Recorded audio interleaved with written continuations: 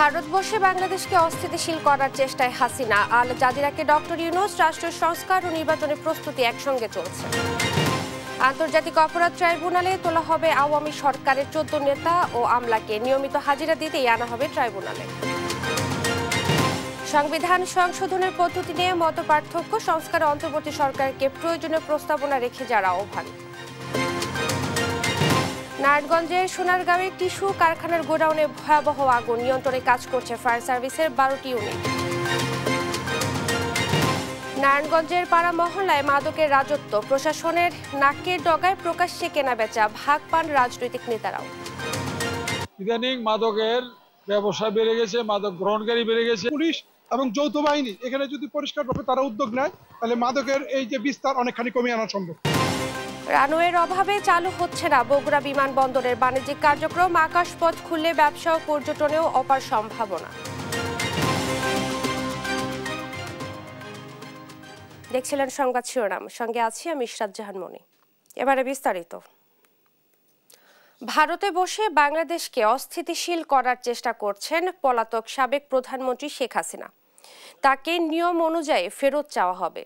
কাতার ভিত্তিক সংবাদ মাধ্যম আল জাজিরাকে দেয়া সাক্ষাৎকারে এমন মন্তব্য করেন অন্তর্বর্তী সরকারের প্রধান উপদেষ্টা ডক্টর মোহাম্মদ ইউনূস। বলেন, রাষ্ট্র সংস্কার ও নির্বাচনী প্রক্রিয়া একসঙ্গে চলছে। লুৎফর কবিরের রিপোর্টে বিস্তারিত। এবারের জলবায়ু সম্মেলন COP29-এ অংশ নেন বাংলাদেশের প্রধান উপদেষ্টা ডক্টর মোহাম্মদ ইউনূস। ক্রমবর্ধমান জলবায়ু বিপর্যয় মোকাবিলায় করণীয় নিয়ে বিশ্বকে এখনই সজাগ হওয়ার আহ্বান জানান। সম্মেলনের এক ফাঁকে বাংলাদেশে আগাম নির্বাচন, সংস্কার ও যুক্তরাষ্ট্রের সঙ্গে কূটনৈতিক সম্পর্ক নিয়ে আলাপ হয় কাতার ভিত্তিক সংবাদ মাধ্যম আল জাজিরার সঙ্গে। পলাতক প্রধানমন্ত্রী শেখ হাসিনার প্রশ্নে ডক্টর ইউনূস বলেন, ভারতে বসে বাংলাদেশকে অস্থিতিশীল করার চেষ্টা করছেন, নিয়ম অনুযায়ী তাকে ফেরত চাওয়া হবে। বাংলাদেশের নির্বাচন ও সংস্কার নিয়ে প্রশ্ন রাখেন আল জাজিরার সাংবাদিক। জবাবে প্রধান উপদেষ্টা বলেন, রাষ্ট্র সংস্কার ও নির্বাচনের প্রক্রিয়া একসঙ্গে চলছে, তবে জনগণ যখন চাবে তখনই নির্বাচন হবে। ডক্টর ইউনূস বলেন, গত 16 বছর দুর্নীতিতে নিমজ্জিত ছিল বাংলাদেশ, যা মেরামতে সময় লাগবে বলে মনে করেন তিনি। নির্বাচনে অংশ নেওয়ার কোনো ইচ্ছে আছে কিনা এমন প্রশ্ন নাকচ করে দেন প্রধান উপদেষ্টা। বাংলাদেশে সংখ্যালঘুদের উপর হামলা হচ্ছে কিনা বিষয়টিকে মিথ্যা প্রচারণা উল্লেখ করে বলেন, বর্তমানে সংখ্যালঘুরা নিরাপদে আছে। এ বিষয়ে ভারতীয় গণমাধ্যমগুলো গুজব ছড়াচ্ছে বলেও অভিযোগ করেন তিনি। ডোনাল্ড ট্রাম্প প্রেসিডেন্ট নির্বাচিত হওয়ায় যুক্তরাষ্ট্রের সঙ্গে বাংলাদেশের সম্পর্কে কোনো ফাটা পড়বে না বলে মনে করেন প্রধান উপদেষ্টা। লুৎফর কবির, নিউজ ডেস্ক, দেশ টিভি। নির্বাচনী ট্রেন যাত্রা শুরু করেছে, এটা আর থামবে না বলে মন্তব্য করেন প্রধান উপদেষ্টা ডক্টর মোহাম্মদ ইউনূস। সরকারের 100 দিন পূর্তি উপলক্ষে জাতির উদ্দেশ্যে ভাষণে কথা বলেন তিনি। জানান, নির্বাচন কমিশন শীঘ্রই গঠন হবে, এরপরই নির্বাচন আয়োজনে পুরো দমে কাজ শুরু হবে। এ সময় মজবুত অর্থনীতির দেশ গড়তে প্রতিশ্রুতি দেন সরকার প্রধান।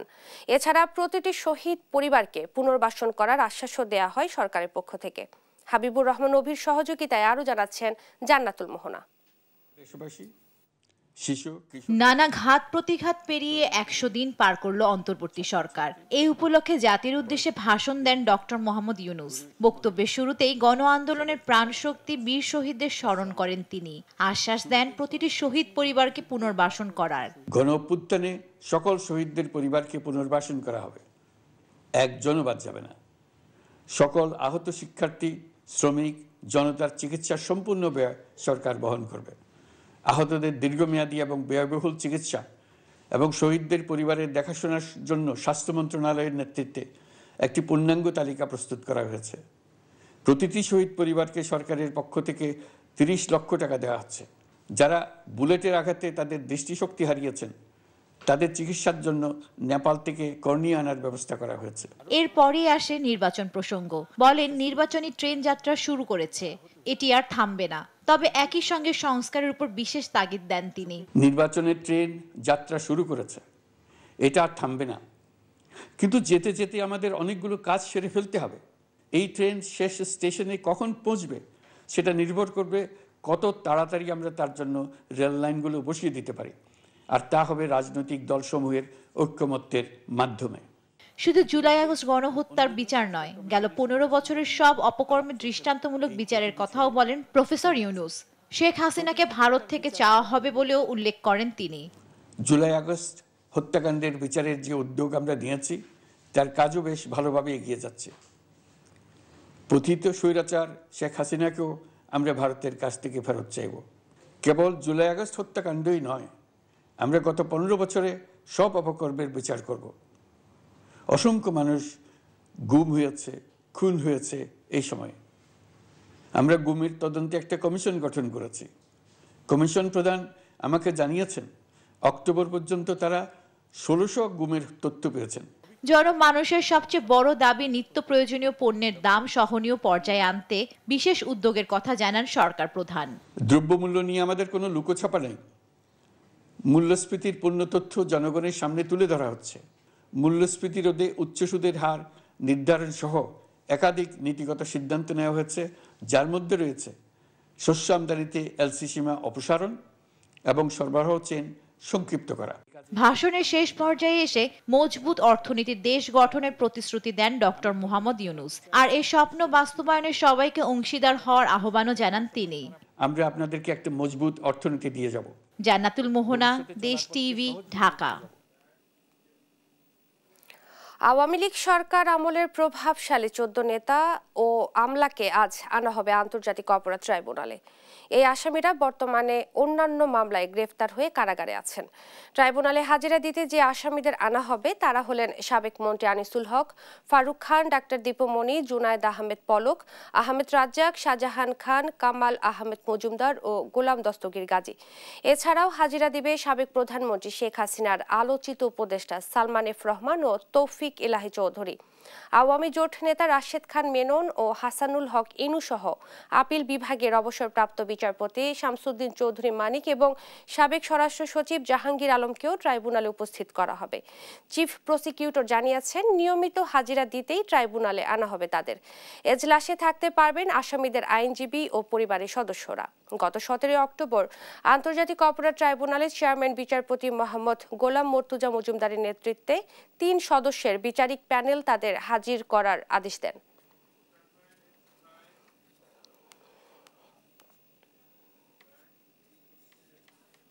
আন্তর্জাতিক অপরাধ ট্রাইব্যুনালে তোলা হবে আওয়ামী সরকারের 14 নেতা ও আমলাকে। এই মুহূর্তে সেখানে আছেন সহকর্মী সাবরিনা মজুমদার, সরাসরি যুক্ত হব তার সাথে। সাবরিনা, সেখানে এখন কি অবস্থা দেখছেন, আমাদেরকে বিস্তারিত জানাবেন। মনি, আপনি কিন্তু জানেন যে জুলাই আগস্টে কিন্তু বহু মানুষের প্রাণ হারিয়েছে এবং বহু মার কিন্তু কোল হারানো হয়েছে এবং তারই প্রেক্ষিতে যখন শেখ হাসিনা 5ই আগস্ট পতন হলো, সাবেক প্রধানমন্ত্রী শেখ হাসিনা পালিয়ে গেল, তার বিরুদ্ধে কিন্তু অনেক অভিযোগ দায়ের হয়েছে আন্তর্জাতিক অপরাধ ট্রাইব্যুনাল এবং তারই প্রেক্ষিতে কিন্তু আন্তর্জাতিকভাবে শেখ হাসিনার বিচার করার জন্য এই আন্তর্জাতিক অপরাধ ট্রাইব্যুনাল হচ্ছে অভিযোগ দায়ের হয়েছে এবং তারই প্রেক্ষিতে 3 সদস্যের বিচারপতি গোলাম মর্তুজার 3 সদস্যের যে বৈঠক, তারা মিলে হচ্ছে একটি গ্রেফতারি পরোয়ানা জারি করা হয় শেখ হাসিনা সহ 46 জনের বিরুদ্ধে। এখানে আজকে 14 জন, যে সাবেক প্রধানমন্ত্রী, 2 জন উপদেষ্টা, একজন সাবেক বিচারপতি, একজন সাবেক সচিব, 14 জন হচ্ছে এখানে আজকে আনা হবে এবং বাকি যে জন যারা আছেন তারা কিন্তু পলাতক আছেন। তো তারই প্রেক্ষিতে আজকে তাদেরকে আদালতে এই আন্তর্জাতিক অপরাধ ট্রাইব্যুনাল প্রথমবারের মতো গ্রেফতারি পরোয়ানা জারির পর আনা হবে এবং তাদেরকে আদালতে তোলা হবে। তবে কালকে চিফ প্রসিকিউটরের সাথে যে কথা বলেছিলাম, তিনি যেটি বলেছেন যে এটি হচ্ছে প্রাথমিকভাবে আসামি হাজিরার জন্য আসবেন এবং তারা যেটি জানিয়েছিলেন যে তাদেরকে যে তদন্তের জন্য সময় দিয়েছিলেন সেটিতে আসলে সময় লাগবে। তো তারা হচ্ছে এই তদন্ত সংস্থার পক্ষ থেকে আসলে সময় চাইবে প্রাথমিক তদন্তের জন্য এবং এরই মধ্যে আমি যদি বলতে চাই যে এখন পর্যন্ত হচ্ছে তারা আসেনি, তারা কিন্তু শুধুমাত্র আন্তর্জাতিক অপরাধ ট্রাইব্যুনাল কিন্তু তাদের বিরুদ্ধে অভিযোগ দায়ের হয়নি, তাদের কিন্তু বিভিন্ন থানায় তাদের জন্য অভিযোগ দায়ের হয়েছে এবং যে 14 জন আসছেন তাদের কিন্তু ইতোমধ্যে তারা কারাগারে রয়েছেন এবং কারাগার থেকে কেরানীগঞ্জ থেকে তারা এখানে আসবেন। তাদেরকে হচ্ছে ওখান থেকে এখন পর্যন্ত পর্যন্ত আমাদের সাংবাদিকদের যেটি জানানো হয়েছে সেটি হচ্ছে 9টা 20 মিনিটে হচ্ছে তাদেরকে এই আন্তর্জাতিক অপরাধ ট্রাইব্যুনালের উদ্দেশ্যে রওনা দেওয়া হবে এবং এখানে যেহেতু আন্তর্জাতিক অপরাধ ট্রাইব্যুনাল 10:30টার দিকে কোর্ট বসে, তো তার আগে হচ্ছে তাদেরকে এনে তাদেরকে হচ্ছে আসামি হাজিরা দেওয়া হবে। তবে এর মধ্যে আরেকটি জিনিস চিফ প্রসিকিউটর জানিয়ে দিয়েছিলেন সেটি হচ্ছে যে শুধুমাত্র আসামিরা আসতে পারবেন সেটি নয়, আসামিদের যদি চান তাহলে হচ্ছে তাদের পরিবারের সদস্য এবং তাদের পক্ষে যারা আইনজীবীরা তারাও এখানে এসে কথা বলতে পারবেন। তো এখন পর্যন্ত আসামিরা আসেননি, আসামিরা আসলে আমরা আপনাকে পরবর্তী খবর বলতে পারবো। তো এই ছিল সর্বশেষ খবর আন্তর্জাতিক অপরাধ ট্রাইব্যুনাল থেকে। বনি, আপনাকে ধন্যবাদ। আন্তর্জাতিক অপরাধ ট্রাইব্যুনালে তোলা হবে আওয়ামী সরকারের 14 নেতা ও আমলাকে। এই ব্যাপারে বিস্তারিত জানাচ্ছিলেন সহকর্মী সাবরিনা মজুমদার।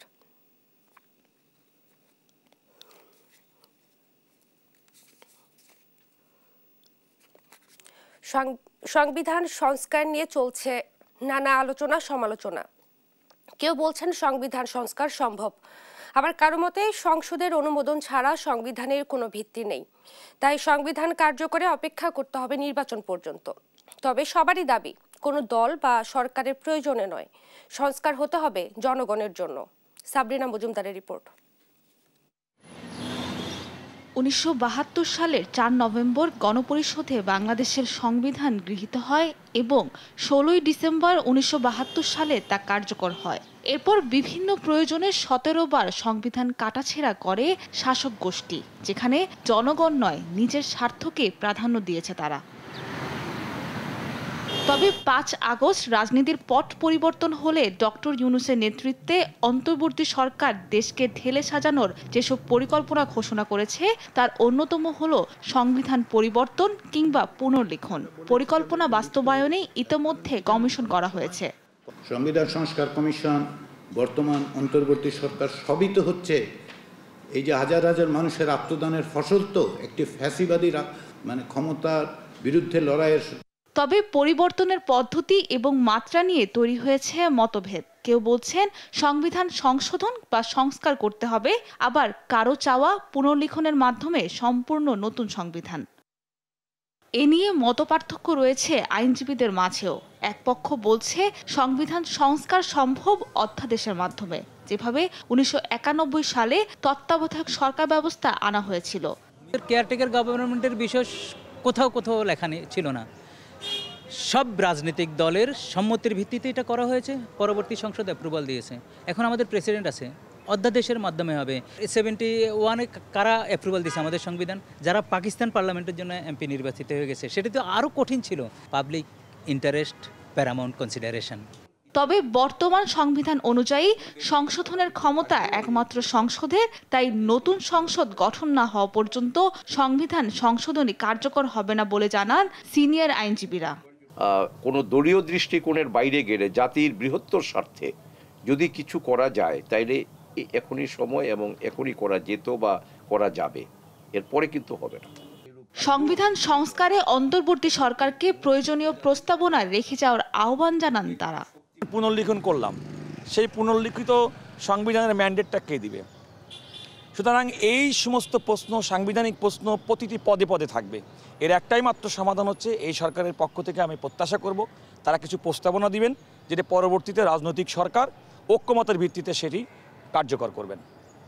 কোনো দল বা বিশেষ গোষ্ঠী নয়, জনগণের স্বার্থেই সংবিধান সংস্কার করা হবে, এমনটাই আশা সবার। সাবরিনা মজুমদার, দেশ টিভি, ঢাকা। নারায়ণগঞ্জের সোনারগাঁওয়ে ফ্রেশ পেপার অ্যান্ড পাল্প তৈরি কারখানার গোডাউনে আগুন লেগেছে। সোমবার ভোররাতে সোনারগাঁওয়ে মেঘনা গ্রুপের প্রতিষ্ঠান ফ্রেশ পেপার অ্যান্ড পাল্প নামের একটি টিস্যু তৈরির কারখানার গোডাউনে অগ্নিকাণ্ড ঘটেছে। কারখানার শ্রমিকরা জানায় বিপুল পরিমাণে কাঁচামাল, পেপার ও প্রস্তুতকৃত টিস্যু থাকায় আগুনের শিখা বেড়ে যায়। খবর পেয়ে ফায়ার সার্ভিসের 12টি ইউনিট ঘটনাস্থলে গিয়ে আগুন নিয়ন্ত্রণে কাজ করছে। আগুন লাগার সূত্রপাত ও ক্ষয়ক্ষতির পরিমাণ তদন্ত শেষে জানানো যাবে বলে জানিয়েছেন ফায়ার সার্ভিসের উপসহকারী পরিচালক তানহারুল।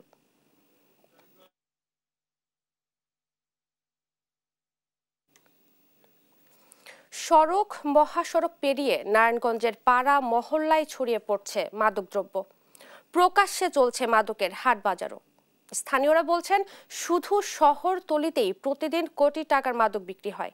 ভাগ পান সরব থাকা বহু দলের নেতারাও। এমনকি রাজধানী ঢাকা সহ আশেপাশের মাদক চোরাচালান হয় এই পথেই। তবে এরই মধ্যে মাদক বিরোধী অভিযান শুরু হয়েছে বলে জানিয়েছেন আইন শৃঙ্খলা বাহিনী। বিল্লাল হোসাইনের তথ্য ছবিতে সালমা জাহানের ডেস্ক রিপোর্ট।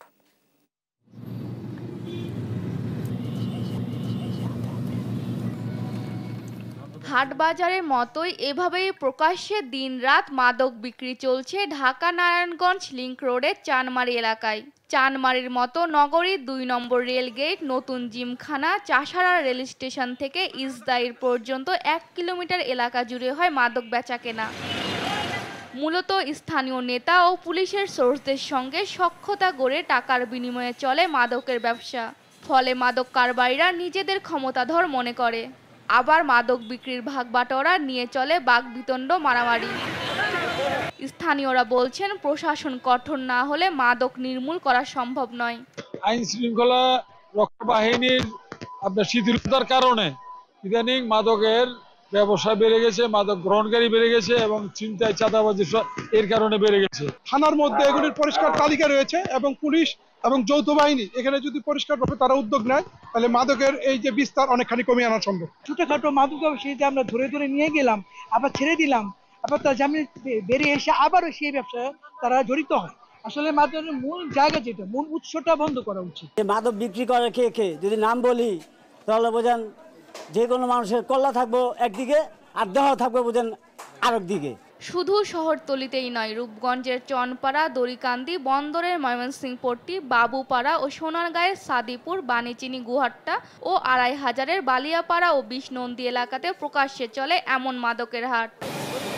পুলিশ সুপার বলছে মাদক কারবারিদের তৎপরতা বাড়লেও এখন মাদক বিরোধী অভিযান চলমান রয়েছে। এখন আমাদের পুলিশ পরিপূর্ণভাবে সক্ষমতার সাথে মাদক উদ্ধারে অভিযান চালাচ্ছে। ইতিমধ্যে আমরা 2টো বড় চালানের মাদকও উদ্ধার করেছি। পাশাপাশি আমাদের মাদকের বিরুদ্ধে অভিযান আরো অব্যাহত থাকবে এবং মাদক কারবারিদের ঠাঁই এই নারায়ণগঞ্জের মাটিতে হবে না। এদিকে মাদক নির্মূলে প্রশাসনের ব্যর্থতা কোথায় তার খোঁজ করা হচ্ছে বলে জানায় মাদক দ্রব্য নিয়ন্ত্রণ অধিদপ্তরের মহাপরিচালক। আমরা ছোট হোক বড় হোক মাদক ব্যবসায়ী যে তাকে আমরা ছাড় দেবো না, বড়ও ধরবো ছোটও ধরবো, কাউকে আমরা ছাড় দেবো না। আমাদের ইনস্ট্রাকশন দেওয়া আছে, যাকে পাওয়া যাবে যেখানে পাওয়া যাবে আমরা অ্যারেস্ট করবো। যৌথ বাহিনী অভিযান করলে মাদক নির্মূল করা সম্ভব বলে মনে করছেন স্থানীয়রা। নিউজ ডেস্ক, দেশ টিভি। দেখছেন সংবাদ সকাল। জানবো বাজার পরিস্থিতি। সাতক্ষীরার বাজারে সবজির দাম চড়া থাকলেও কমেছে মাছের দাম। এ নিয়ে আরও জানাতে সরাসরি যুক্ত হচ্ছেন সহকর্মী শরীফুল্লাহ কায়সার সুমন। সুমন, বাজারে সবজির দাম কেমন দেখছেন এবং এ নিয়ে ক্রেতা বিক্রেতারা কি বলছেন সব মিলিয়ে জানাবেন। ইশরাত, দাঁড়িয়ে আছি সাতক্ষীরার উপকূলীয় উপজেলা শ্যামনগরের সোনার মোড়ের যে বাজার, এটি হচ্ছে মূলত মাছের বাজার, কিন্তু তার আরেক পাশে তরিতরকারি, সবজি তরিতরকারি এগুলোও পাওয়া যায়। সবজি সহ মাছ, অন্যান্য মশলা জাতীয় যে সব দ্রব্যাদি আছে সবকিছুর কিন্তু দাম এখনো ঊর্ধ্বমুখী। এখনো স্বস্তিতে আসেনি এই শীতের মৌসুমেও যে কাঁচা তরকারি সবজি কোনো কিছুর দাম এখনো পর্যন্ত কমেনি। সব কিছুই ৫০-৬০ টাকার উপরে এই মফস্বলের এই সব প্রান্তের এই জেলায়।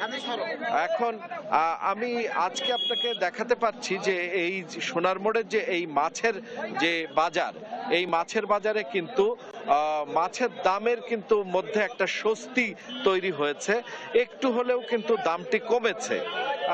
এখানে যেসব মাছ দেখা যাচ্ছে একেবারে তেলাপিয়া ১৩০ টাকার মাছের থেকে শুরু করে পায়রা মাছ ২০০ টাকা, এগুলো স্থানীয় পর্যায়ের মাছ। ভেটকি মাছ ৭০০ টাকা, দাতিনা মাছ ২০০ টাকা, ট্যাংরা মাছ ৬০০ টাকা, চিংড়ি মাছ বড় চিংড়ি এটি ৭০০ টাকা, ভাঙান মাছ ৫০০ টাকা। এভাবে কিছুটা হলেও মাছের দামটি ক্রমান্বয়ে কমে এসেছিল, আবার স্থিতিশীল, আবারও কমে আসবে বলে সবাই ধারণা করছে। মাছের বাজারটি এই মাছের বাজারে কিন্তু সকাল থেকে কিন্তু খুব জমজমাট। এখানে মানুষ মাছ কিনতে এসে কিছুটা হলেও স্বস্তি পায় এই বাজারটা এসে, কারণ এখানে অনেকটা পাইকারি দরেই এই মাছগুলো বিক্রি হয়ে থাকে। তো মাছের দামের স্বস্তি পাওয়ার সাথে সাথে একটু বলা যেতে পারে যে মাছের দাম কমলে মাংসের দামও কমে এবং কাঁচা সবজি তরি তরকারির দামও কমে এই অঞ্চলে। তো এই কারণেই এখানকার মানুষ একটা আশা নিয়ে আছে এর সাথে দাম কিছুটা হলেও কমতে পারে এবং ক্রমান্বয়ে মাছের দাম যেমন কমবে এই অন্যান্য জিনিসের দামও কমে আসবে বলে ধারণা করছে। এই ছিল এই যে সাতক্ষীরার যে উপকূলের সোনার মোড়ের বাজারের মাছের মাংস এবং কাঁচা সবজি তরি তরকারির যে দামের যে চিত্র তার সর্বশেষ। নওগাঁ শহরে দাপিয়ে বেড়াচ্ছে ব্যাটারি চালিত অটোরিকশা, এতে সৃষ্টি হচ্ছে তীব্র যানজট। বিস্তারিত জানাতে সরাসরি যুক্ত হচ্ছেন সহকর্মী কাজী কামাল হোসেন। কামাল, অবৈধ অটোরিকশা নিরসনে প্রশাসন কোনো কার্যকরী পদক্ষেপ কেন নিচ্ছে না, জানাবেন বিস্তারিত। ইশরাত, নওগাঁ পৌরসভাটি 1963 সালে প্রতিষ্ঠিত হয়। এরপরে 1980 সালে এটি দ্বিতীয় শ্রেণীর এবং 1989 সালে এটি প্রথম শ্রেণীর পৌরসভা উত্তীর্ণ হলেও নওগাঁয় দীর্ঘদিন যাবৎ রাস্তাঘাটের উন্নয়ন না হওয়ায় এবং অন্যদিকে একেবারে নিয়ন্ত্রণহীন অটোরিকশা বৃদ্ধি পাওয়ার কারণে নওগাঁ শহরটি বর্তমানে একেবারে বসবাসের অনুপযোগী হয়েছে। আজ থেকে 10 থেকে 15 বছর আগেই যে নওগাঁ শহরটি একেবারে পরিচ্ছন্ন একটি নওগাঁ শহর ছিল এবং এই নওগাঁ শহরের অন্যতম বাহন ছিল অটো রিক্সা সহ বিভিন্ন রিক্সা, সিএনজি, টেম্পু। সেই অটোরিকশা টেম্পুগুলো এখন নওগাঁ শহরের গলার কাটা হয়েছে। নওগাঁ শহরের 2 লক্ষ জনসংখ্যার অন্যতম বাহন এই অটোরিকশা চড়ে নওগাঁ শহরের এক প্রান্ত থেকে আরেক প্রান্তে যেতে গেলে এক সময় 5 থেকে 10 মিনিট, কখনো কখনো 15 মিনিটে চলে যাওয়া যেত। সেই অটোরিকশায় চড়ে এখন নওগাঁ শহরের এক প্রান্ত থেকে আরেক প্রান্তে যেতে গেলে 1 থেকে 1.5 ঘন্টা কখনো কখনো লেগে যায়। বিশেষ করে স্কুলের সময়গুলোতে, বিশেষ করে সকাল 8টা থেকে শুরু করে দুপুর 2টা পর্যন্ত এতটাই যানজট থাকে যে এই দুঃসহ যানজটে নওগাঁ শহরে চলাফেরা করাটা খুব মুশকিল হয়ে পড়ে। ইশরাত, আপনাকে জানিয়ে রাখি, নওগাঁ শহরে পৌরসভার হিসাব অনুযায়ী প্রায় 13,000 অটোরিকশা তাদের তালিকাভুক্ত আছে। এর বাইরে বেসরকারি হিসাব বলছে নওগাঁ শহরে অটোরিকশার পরিমাণ 15 থেকে প্রায় 20,000। এর বাইরেও নওগাঁ শহরের বাইরে থেকে প্রতিনিয়ত অটোরিকশা প্রায় 2 থেকে 5,000 অটোরিকশা এই শহরে এসে যুক্ত হয়ে এই অবস্থা বেহাল দশা করে ফেলছে। এর পাশাপাশি এই অটোরিকশার কারণে বিশেষ ব্যাটারি বা ইলেকট্রিসিটির উপর চাপ পড়ার কারণেও একটা জাতীয় গ্রিডে একটা ব্যাপক চাপ পড়ছে। তো নওগাঁ পৌরবাসী চায় খুব দ্রুত এটার মনিটরিং করে রেজিস্ট্রেশন দিয়ে অটোরিকশাগুলো নিয়ন্ত্রণ করার। তো ইশরাত, এই ছিল নওগাঁ থেকে আমার কাছে অটোরিকশা নিয়ে সর্বশেষ তথ্য। আপনাকে ধন্যবাদ। নওগাঁ শহরে ব্যাটারি চালিত অটোরিকশা তীব্র যানজটের সৃষ্টি করছে এবং এই ব্যাপারে বিস্তারিত জানাচ্ছিলেন সহকর্মী কাজী কামাল হোসেন। কুড়িগ্রামে সরকার নির্ধারিত মূল্যের প্রায় দ্বিগুণ দামে বিক্রি হচ্ছে আলু বীজ। এতে জেলায় আলু আবাদের লক্ষ্যমাত্রা অর্জনে শঙ্কা দেখা দিয়েছে। খরচ বেড়ে যাওয়ায় আবাদ ছেড়ে দেওয়ার কথা ভাবছেন অনেক প্রান্তিক কৃষক। বাজারে বীজ আলুর দাম কিছুটা বেশি হলেও লক্ষ্যমাত্রা অর্জনের আশা কৃষি বিভাগের। সহকর্মী জুয়েল রানার তথ্য চিত্রের ডেস্ক রিপোর্ট। আলু আবাদের জন্য কেউ জমিতে দিচ্ছেন হাল চাষ, কেউ করছেন পরিচর্যা, আবার কোথাও কোথাও চলছে আলু বীজ বপন। এই দৃশ্য কুড়িগ্রামের চরাঞ্চলের। পরপর 2 বছর আলুর ভালো দাম পাওয়ায় এবারও আশাবাদী চাষিরা। এতে জেলায় বাড়ছে আগাম আলু চাষ। তবে প্রান্তিক কৃষকদের কপালে এখনো দুশ্চিন্তার ভাঁজ। তারা বলছেন সরকার বীজ আলুর দাম 68 টাকা কেজি নির্ধারণ করলেও বিক্রি হচ্ছে 100 টাকায়। পাশাপাশি উচ্চ মূল্যে সার, কীটনাশক ও সেচ দিয়ে আলু আবাদ কঠিন হয়ে পড়েছে তাদের জন্য। তাই কম দামে বীজ আলু সহ অন্যান্য উপকরণ চান প্রান্তিক কৃষকরা। সরকারের কাছে বারবার আমার অনুরোধ যেন আলুর বীজের দামটা, সারের দামটা, ওষুধের দামটা একটু কমায় দেয়, তাহলে এলাকার মানুষ আবাদ করে খেতে পারবে, কম দামে বিক্রি করতে পারবে। সরকার যদি আমাকে কম দামে বীজ দিত তাহলে এই জমিতে আমরা আলু লাগাইলাম হয়, আলু লাগাইলে আমার জমিও ভালো হতো, আলুও হতো, আমরাও সফল হইতাম। যদি একটু কম দামত পেলাম হয় তাহলে মনে করো খরচটা কম হইলে মানুষ মনে করো কিনি খাবার পেলে হয়, দামটা একটু সেফ পেলে হয়। কিন্তু গেলা একটু খরচ বেশি পড়ে যাবেছে, তো আমারও পোষায় না। বাজারে দাম কিছুটা বেশি হলেও কৃষক, হিমাগার, বিএডিসি সহ বেসরকারি সংস্থার সংস্করণ করা বীজে আলু আবাদের লক্ষ্যমাত্রা অর্জনের আশা করছে কৃষি বিভাগ। চর অঞ্চলে আমাদের আগাম আলু আবাদ শুরু হয়ে গিয়েছে এবং আমাদের উপসহকারী কৃষি কর্মকর্তাগণ আমাদের এই তারা যেন সময় মতো উপকরণ প্রাপ্ত হন এবং চাষাবাদ পদ্ধতি সম্পর্কে মাঠ পর্যায়ে পরামর্শ দিয়ে যাচ্ছেন।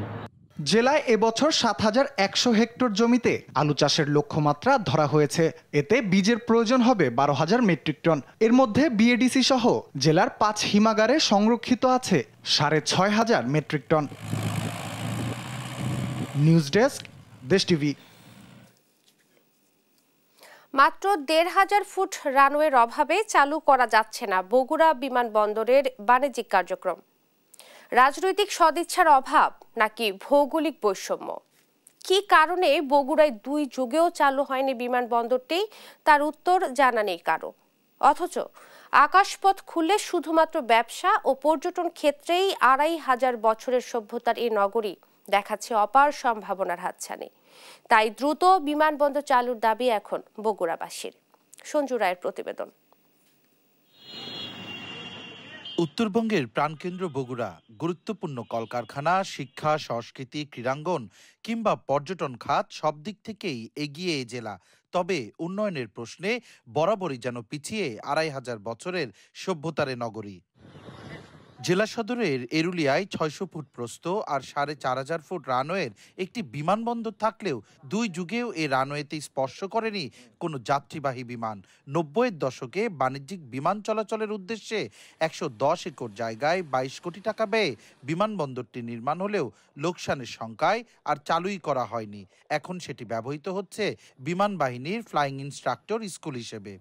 সবকিছু থেকেও বাণিজ্যিক বিমান চালুর উদ্যোগ না নেওয়ার আক্ষেপ বগুড়াবাসীর। বগুড়া হচ্ছে উত্তরবঙ্গের রাজধানী এবং আপনারা জানেন বগুড়া কিন্তু একটা বাণিজ্যিকভাবে অনেক একটা গুরুত্বপূর্ণ স্থান। সার্বিক বিবেচনা করে কিন্তু বগুড়া এয়ারপোর্টটা অনেক বেশি দরকার। আমরা বড় ভালো টিম নিয়ে আসতে পারিনি শুধু স্টেডিয়ামের কারণে। তো আমাদের প্রাণের দাবি, বগুড়াবাসীর সবার দাবি একটা এয়ারপোর্ট। বগুড়ার বিভিন্ন শিল্প কারখানা থেকে বছরে ১,০০০ কোটি টাকার পণ্য রপ্তানি হয় বিদেশে। আকাশপথে যোগাযোগ নিশ্চিত করা গেলে এই শহর নতুন সম্ভাবনার দ্বার উন্মোচন করবে বলে দাবি ব্যবসায়ী নেতাদের।